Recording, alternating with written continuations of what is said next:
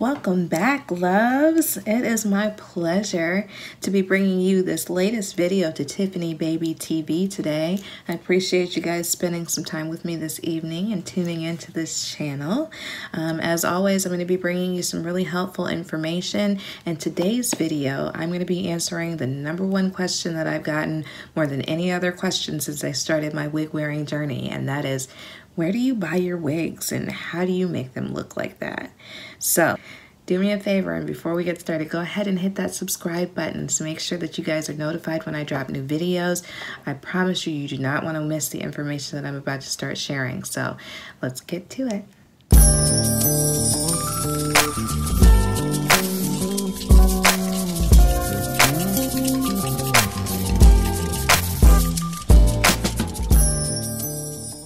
All right, so one of my absolute favorite websites that I use is GoBeautyNewYork.com. It is the holy grail of wig slaying on a budget, honey.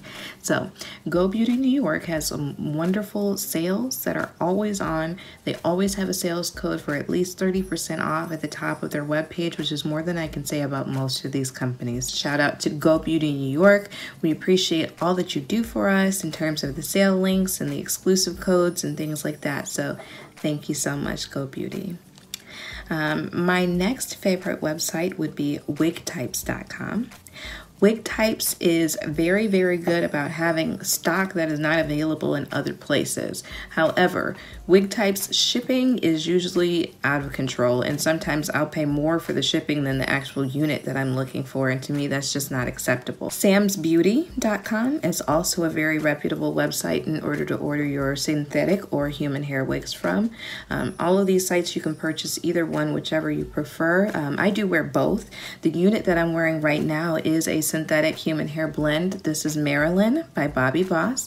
I have Marilyn in the color #2, and she's giving me some great beachy waves. This unit's maybe a month old, so she is holding up wonderfully. I rotate my units. I'll show you guys how I store my wigs. I store my wigs right back there in that closet. Here, I'll insert a picture right now so you guys can see how I package everything up and put them away. This does help to preserve the overall life of the wigs. When I first started purchasing wigs, I didn't know to keep the packaging, to keep the boxes, and to keep the stock cards. So those are the ones that you see kind of shoved in the plastic bags.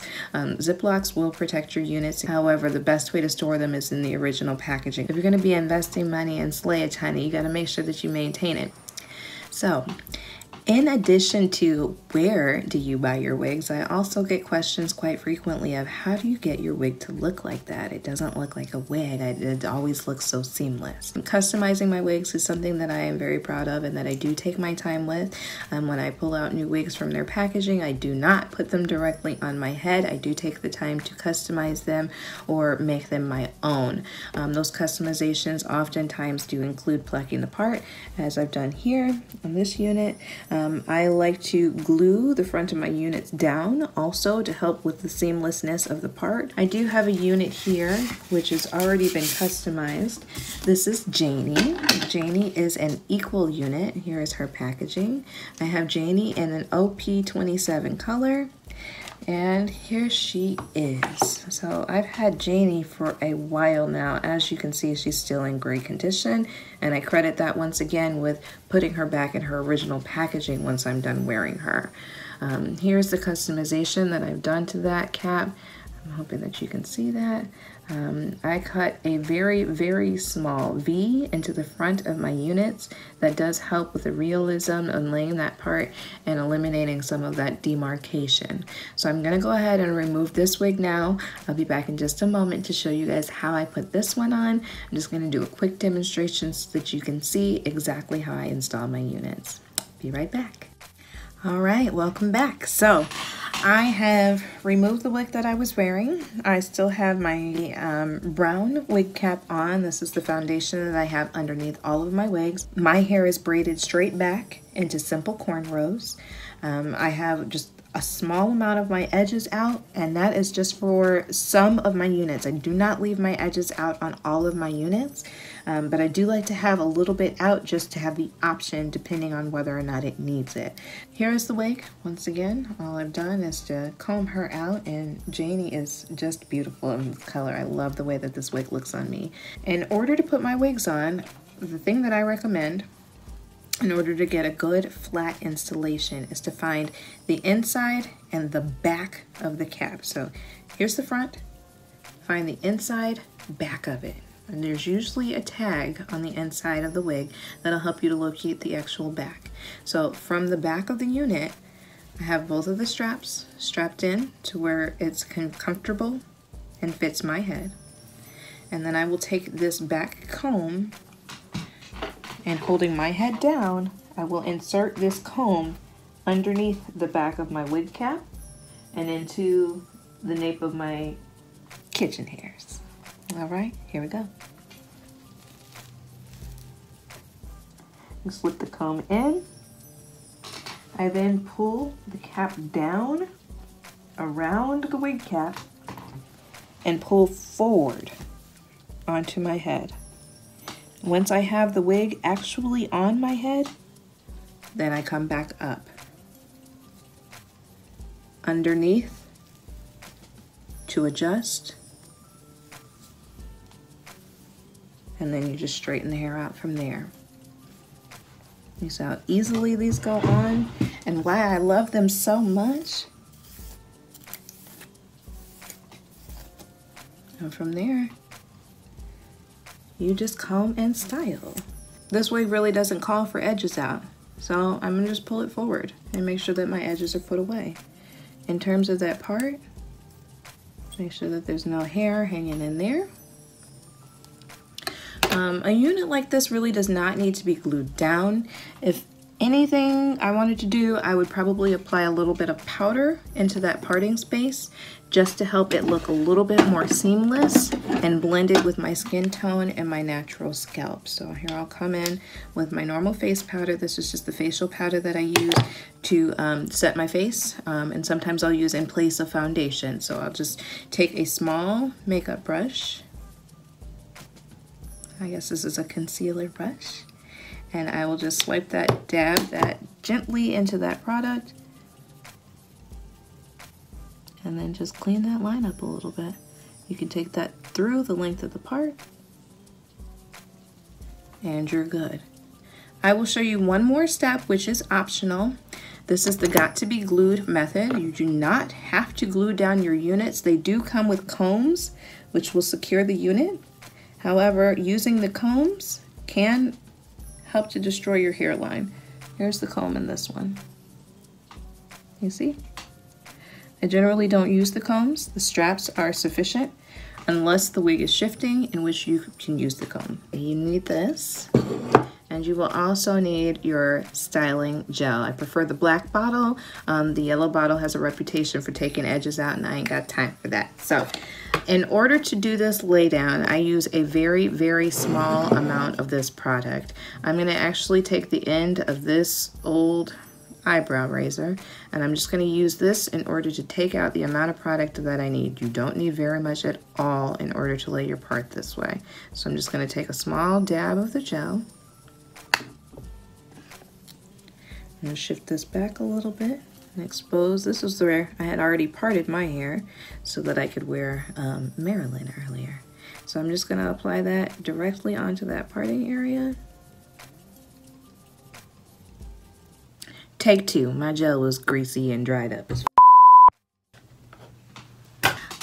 All right, I am back. So I'm gonna take just a small amount of product. That is more than enough, just a small little bead. Then you're just gonna grab that on the end and apply that right where that lace is going to lay. From there. And this is, I parted my hair here. I'm not bald on my edges. I have edges. I parted my hair so that I would have a clean surface to work with. And then I'm just gonna spray a little bit of that got to be freeze spray to start making that turn into almost like a glue that you can use to glue down your frontals. Now you can do this on your entire perimeter, the whole front of your face, if you'd like. You can do it only on the ear tabs, I've seen some people do. I like to do it right there where that part is. That keeps that from shifting back, that keeps that from sliding, and it also helps that part to look seamless, honey, okay? So once this starts to dry down a little bit, you will want to shift that wig back forward on top of that spot. Press it in, and then take that same utensil to hold that in place.